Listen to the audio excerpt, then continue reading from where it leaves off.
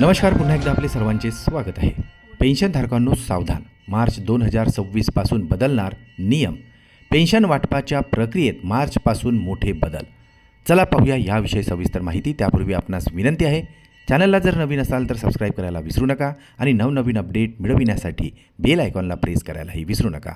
ही कामाची बातमी सहकारी मित्रांना शेअर करायलाही विसरू नका.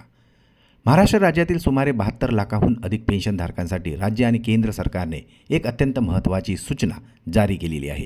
2025मध्ये झालेल्या मोठ्या प्रमाणावरील आर्थिक फसवणुकीच्या घटना पाहता रिझर्व्ह बँक ऑफ इंडिया आणि सरकारने पेन्शन वाटपाच्या प्रक्रियेत मार्च 26 पासून मोठे बदल करण्याचा निर्णय घेतलेला आहे. जर वेळेत ही कामे झाली नाहीत तर पेन्शन बँकेत जमा होणार नाही असाही इशारा देण्यात आलेला आहे. 2025मध्ये सुमारे 5,000 पेन्शनधारकांचे पैसे चोरीला गेल्याच्या पार्श्वभूमीवर ही नवीन सुरक्षा नियम लागू करण्यात आलेली आहे. सरकारने सांगितले की कामे प्रत्येक पेन्शनधारकाने पुढील 8 दिवसांच्या आत पूर्ण करणे आवश्यक असणार आहे, ज्यामध्ये अनेक पेन्शनधारकांचे आधार कार्ड 10 ते 15 वर्षांपूर्वीचे आहे.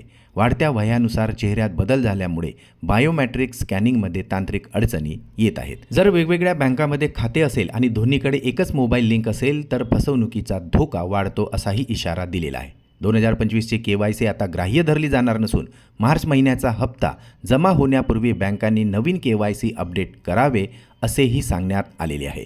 तर अंगठ्याचा ठसा किंवा बायोमेट्रिक डेटा चोरला जाऊ नये यासाठी आधार कार्डची बायोमेट्रिक लॉकर सुविधा वापरण्याचे आव्हानसुद्धा सरकारकडून करण्यात आलेले आहे. यासोबतच कोषागार विभागातून असेही सांगण्यात आले आहे की ज्या पेन्शनधारकांची pension state bank of India, bank of India, Maharashtra bank किंवा पोस्ट ऑफिसमध्ये येते त्यांनी या सूचनांकडे गांभीर्याने पाहावे.